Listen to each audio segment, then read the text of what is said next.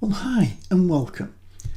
In today's video I want to try and show you how to make realistic looking lightning to illuminate your images. If you prefer to read things rather than watch videos, then what I've done is, if you look below the video on my website, I've put all the step-by-step instructions that I'll be going through today. Okay, well, let's get a move on then, shall we? First thing we need to do is pick an image, and I've got this one, which is from Pixabay. There will be a download link for this to get this image if you want it, and it'll be under the video. Now, first thing we need to make sure of is that we've got the right sized image, because one of the things we're going to be using, which is a filter, is resolution dependent. So that means if you use it on a bigger image, then it probably won't be as effective. So if we just have a quick look at this, my image size on this image is 2000 pixels, 2000 pixels wide. So if you use an image, one of your own images, if you resize it to 2000 pixels, you'll get a similar effect that we're going to get today. Okay, so let's dig in. So first thing we need to do is add a new layer. So I'm going to go down to the bottom of the layers panel and click on the new layer icon to give us a new layer.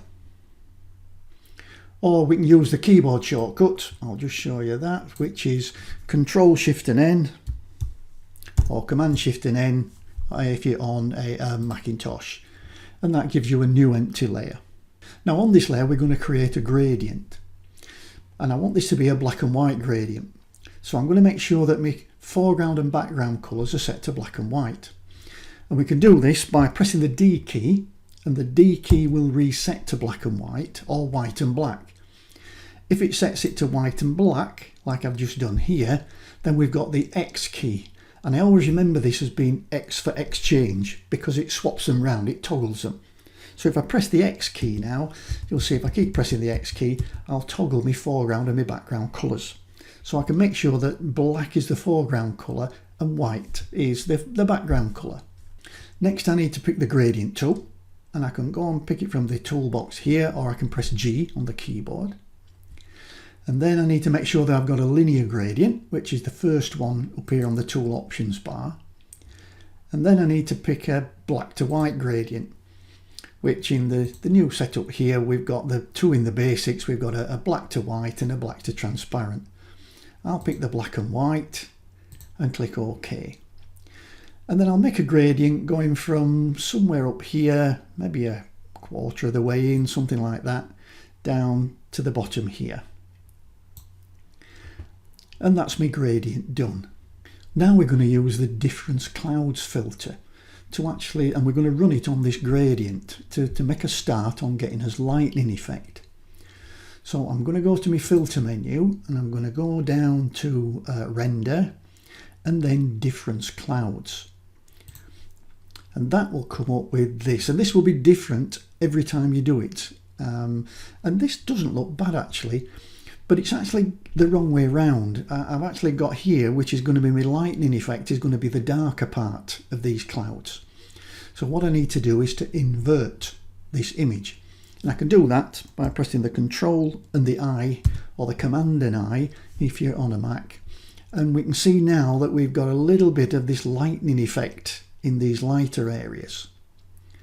And that's cool, that's what we want. Now I want to increase the contrast a little bit, and I'm going to use a levels adjustment. So I'm going to go to Image and Adjustment and to Levels. And I'm going to grab the black slider and I'm going to drag it all the way over until I can see my lightning effect forming. And this doesn't look actually bad. I'll leave it a bit fuzzy on the outside of it. And that looks pretty good. Yeah, I'm happy with that. Okay. And then I'll click OK. Next, we need to get rid of all these bits of lightning that we don't need, that we don't want. So I'm going to get a paintbrush. So I'm going to go to click on my paintbrush, or I can press B on the keyboard. I've got black as my foreground colour, so that's fine. And then I'm just going to paint over any of these pieces that I think I don't need.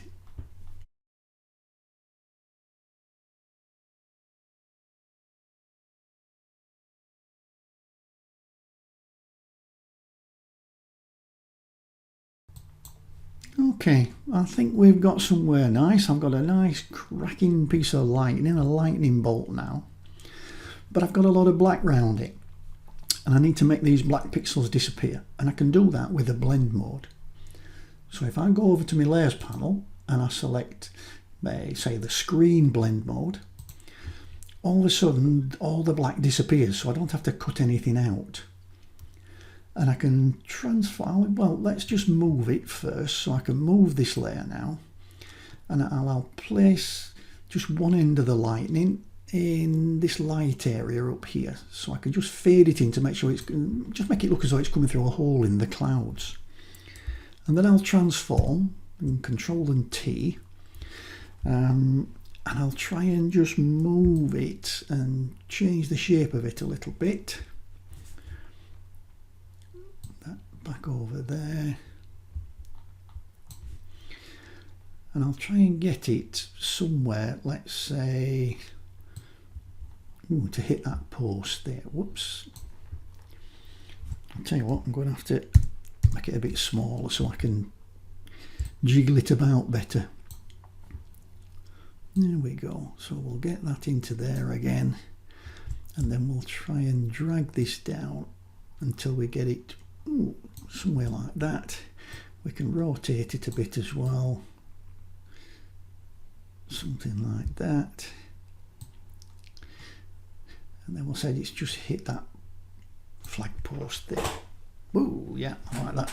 I'll just bring it back a little bit, so I'll move out a bit more and just bring that into that little space there, yeah, like that. And then we'll just move it back again so it's just looks though it's just hit. I'll take it up a bit so it's just hit that bit. Yeah, it's a bit jiggly, but you get the idea. And then I'll zoom that out again, Control and plus, and you can see we've got an extremely wiggly and excitable piece of lightning there that's coming out of here. So I've just got a little bit of a thing. I can put a mask on there now. So let's do that. And I'll paint with black, and I'll get my little paintbrush again, and I'll just soften that in like that so it looks like it's coming out that cloud there. Ooh, I like that. Yes, I like that a lot. Okay, all we're doing now, let's say I want another fork of lightning. I just repeat the process. Well, I'll not make you go through all that again, so I'll repeat the process and come back when I've finished. And there we are. We've now got our second bolt of lightning. So I need all the black removing again, so I'm again going to go with a screen blend mode, and I'm going to transform it again, Control and T, and let's say put it from in this piece here maybe. Just look as though it's coming here. It's a bit of fork lightning, and we've got quite a light piece on the ground over there, so we could actually have it hitting something down here. And we'll drag this down a little bit so it just looks as though it comes out from here. Ooh, yeah, okay, I can go with that. Let's double click, so we've got an actual piece of lightning coming down. But you can see what you're doing. You can actually put as many of these on as you like. You can just make them in multiple layers. And then when you finish with it, if you wanted to do, you could flatten them all down to one layer. So let's do that. I'm going to shift and click on that layer if I can get in. And then I'm going to merge it down.